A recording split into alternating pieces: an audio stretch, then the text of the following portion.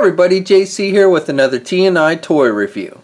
And for today's review, we're going to be taking a look at the new DC Collectibles, the new Batman Adventures 6-inch scale Batgirl figure. Now this figure comes packaged in the same style of packaging we see with all the new Batman Adventure figures. You've got that logo with Batman, Robin, and Nightwing in the background. Figure clearly displayed on the card back along with the accessories, and then the new Batman Adventures logo down below. Off to the side we have the name of the character, and it tells us that this is figure number 16 in the series.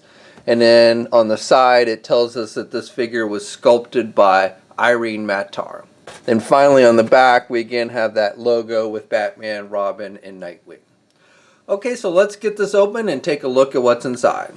Now real quick before we start taking a look at the Batgirl figure, I just wanted to go back and make a correction on a mistake I made with the Riddler figure in my Riddler review last week. I had said in that review that the little toys on the Wacko toy display that it comes with were not removable, and I was actually incorrect on that. They are removable. They're just little plastic pieces, and they just kind of slip in little grooves, or most of them actually have little pegs.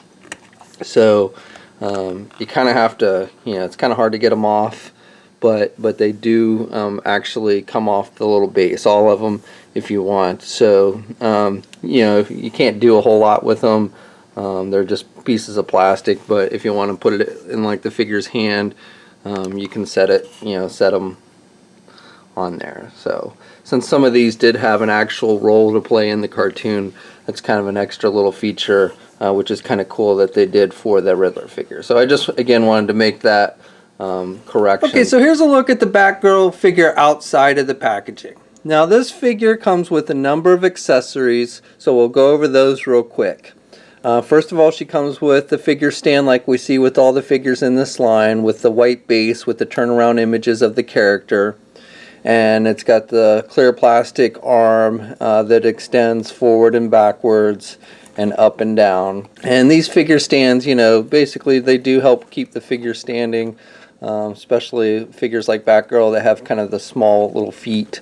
So, they do come in handy. Besides the stand, she also comes with a number of accessories and hands. So she's got a grapple gun that actually splits apart, so the grapple part does come off from the actual handle. And then she comes with a batarang, a very thin looking batarang. Then she comes with a number of different hands. So the pair of hands that she has out of the packaging is just an open pair of hands.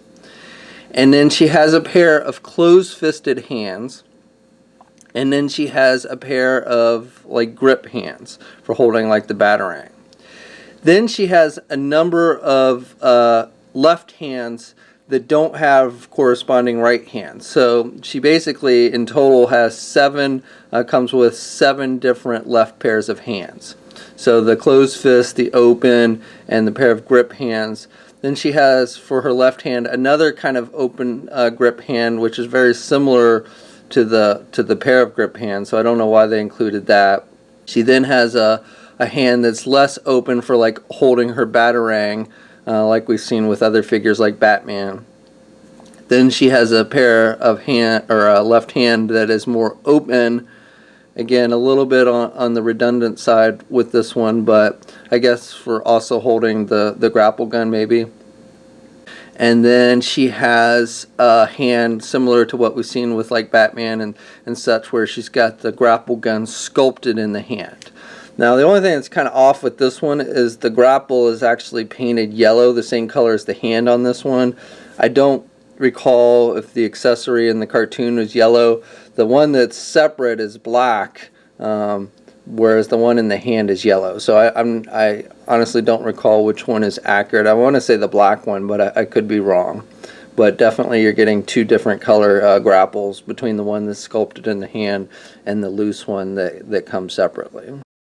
So the figure itself, I think it looks okay. It's probably one of my least favorite looking figures in the line.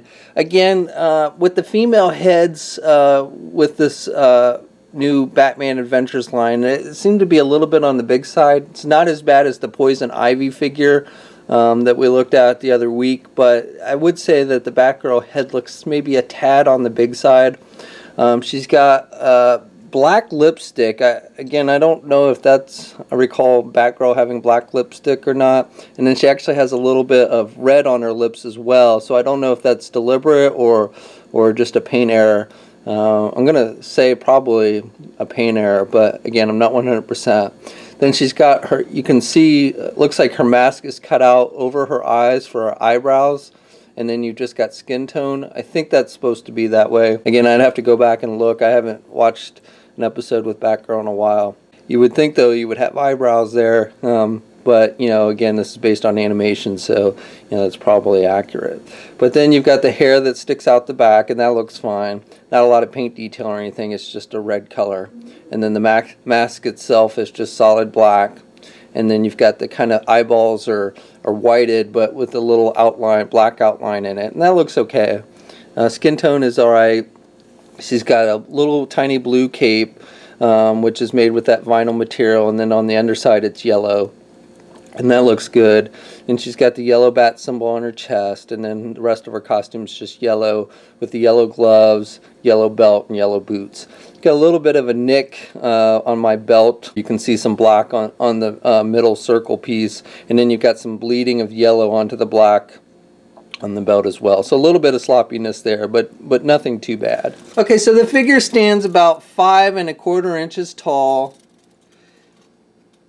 Here she is next to the Batman New Adventures Batman figure, and scale seems to be pretty good here.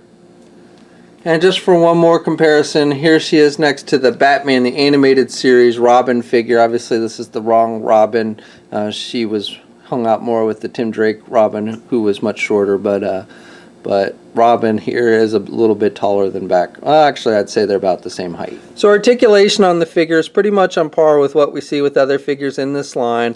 The head is on a ball joint.